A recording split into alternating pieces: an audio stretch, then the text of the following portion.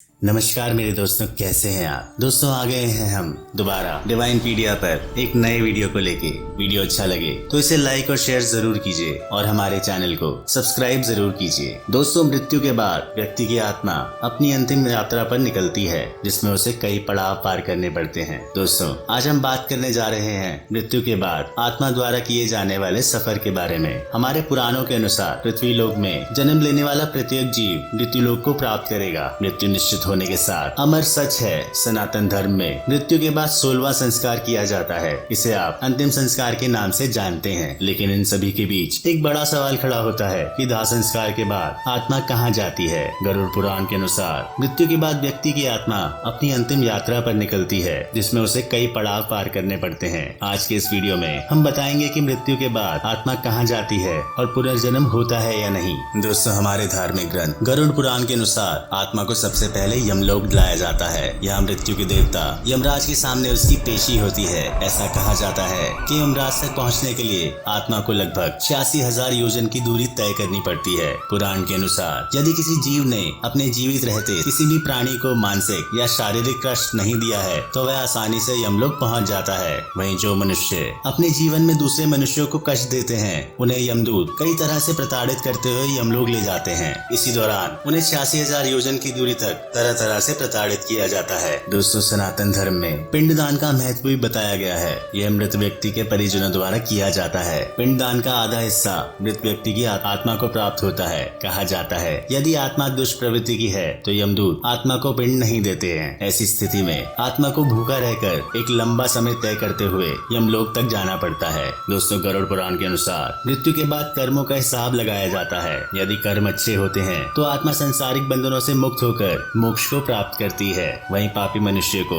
नरक भेजा जाता है। नरक में यातनाएं झेलने के बाद आत्मा को पुनर्जन्म मिलता है। पौराणिक शास्त्रों के अनुसार पुनर्जन्म मृत्यु के तीसरे दिन से लेकर 40 दिन में हो जाता है। मित्रों, उपनिषदों के अनुसार आत्मा एक शरीर को छोड़कर दूसरे शरीर में बहुत कम अवधि में प्रवेश कर जाती है। सबसे ज्यादा समय अवधि 30 सेकंड मानी गई है, लेकिन पुराणों के अनुसार ये समय लंबा भी हो सकता है। 3 दिन, 13 दिन, सवा महीना या फिर सवा साल। वहीं अगर कोई आत्मा नया शरीर धारण नहीं कर पाती तो वो मुक्ति के लिए इस पृथ्वी पर ही भटकती रहती है। स्वर्ग लोक, पितृलोक या अधोलोक में अपना समय व्यतीत करती है। अब सूक्ष्म शरीर को धारण किए हुए इस जीवात्मा का स्थूल शरीर के साथ बार बार नाता टूटना या फिर बनना ही पुनर्जन्म कहलाता है। अब ये तो आप सभी जानते हैं कि कर्म और पुनर्जन्म एक दूसरे से जुड़े हुए हैं। दोस्तों, मनुष्य के कर्मों के अनुसार उसका पुनर्जन्म होता है और पुनर्जन्म के बाद नए कर्म संग्रहित होते हैं। वहीं दोबारा जन्म लेने के भी 2 उद्देश्य हैं। पहला ये कि व्यक्ति अपने जन्मों के कर्मों का फल भोग करता है, जिससे वो उनसे स्वतंत्र हो जाता है, और दूसरा ये कि इन भोगों से अनुभूति प्राप्त करके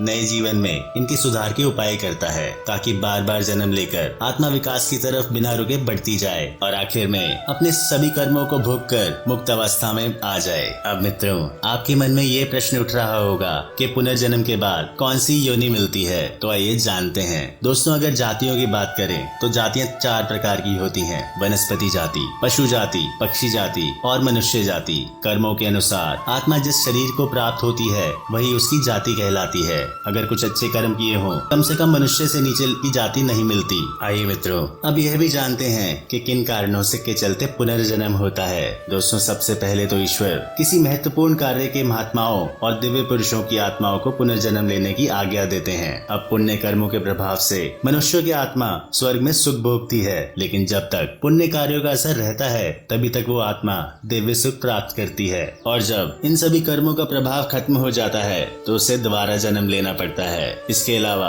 जीवात्मा किसी से प्रतिशोध लेने के लिए पूर्ण जन्म लेती है। यदि किसी मनुष्य को धूर्तता या फिर किसी दूसरी तरह से परेशान करके मार दिया जाए तब वह आत्मा अवश्य ही पुनर्जन्म लेती है। इसके अलावा अकाल मृत्यु होने पर या फिर अपूर्ण साधना को पूरा करने के लिए आत्मा पुनर्जन्म लेती है। तो मित्रों, चलिए अब जानते हैं कि आखिर मृत्यु के बाद आत्मा जाती कहाँ है। दोस्तों, बता दें कि गरुड़ पुराण के अनुसार मृत्यु के बाद आत्मा को यमदूत सिर्फ 24 घंटे के लिए ही यमलोक लेकर आते हैं, और इन 24 घंटों के दौरान आत्मा को उसके द्वारा किए गए सभी पाप और पुण्य का लेखा जोखा दिया जाता है। इसके बाद उस आत्मा को फिर से वहीं छोड़ दिया जाता है जहाँ उसने अपने प्राण का त्याग किया था। फिर जब उस आत्मा के धरती पर 13 दिन बीत जाते हैं तब उसे वापस यमलोक लाया जाता है। बता दें दोस्तों, कि मृत्यु के बाद जीवात्मा को यमलोक के मार्ग में कई तरह की बाधाओं का सामना करना पड़ता है और इन्हीं बाधाओं में से एक यमलोक के मार्ग में पड़ने वाली वैतरणी नदी है। मित्रों, ऐसा माना जाता है कि पुण्य आत्मा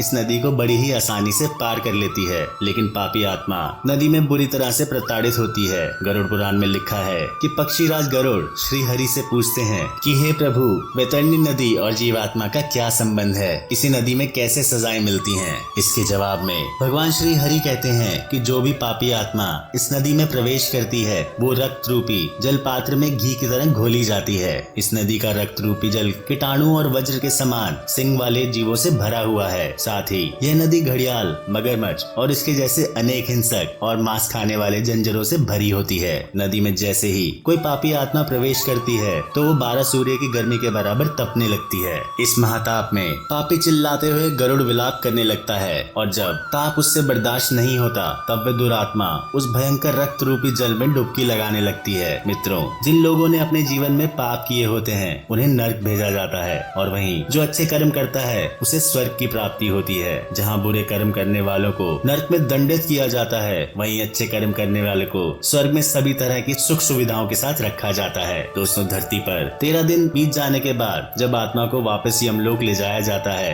तब उसके कर्मों के हिसाब से उसे 4 लोकों में से किसी भी एक लोक में भेजा जाता है, जिनमें पहला है ब्रह्मलोक, दूसरा है देवलोक, तीसरा है पितृलोक और चौथा है नरकलोक। सबसे पहले बात करें ब्रह्मलोक की तो इसमें वो पुण्य आत्माएं पहुंचती हैं जिन्होंने योग और तप करके मोक्ष प्राप्त कर लिया होता है। वहीं देवलोक में वो आत्माएं पहुंचती हैं जिन्हें कुछ समय यहाँ रहने के बाद फिर से मनुष्य की योनि में जन्म लेना होता है। अगर पितृलोक की बात करें तो यहाँ सिर्फ वही आत्माएं पहुंचती हैं जो पितरों के साथ समय बिताकर फिर से मानव जीवन में जन्म लेने वाली होती हैं। इनके अलावा नरकलोक सिर्फ पापी या बुरी आत्माएं ही पहुंचती हैं। मित्रों, ये सभी आत्माएं यहाँ कुछ समय रहने के बाद अपने अपने कर्मों के हिसाब से अलग अलग योनि में जन्म लेती हैं। दोस्तों, ज्ञानी से ज्ञानी, आस्तिक से आस्तिक, नास्तिक से नास्तिक व्यक्ति को नरक का सामना करना पड़ सकता है, क्योंकि ज्ञान और विचार से ये तय नहीं होता है कि आपने कैसे कर्म किए हैं। किसी भी धर्म देवता और पितरों का अपमान करने वाला, तामसिक भोजन करने वाला, पापी और क्रोधित व्यक्ति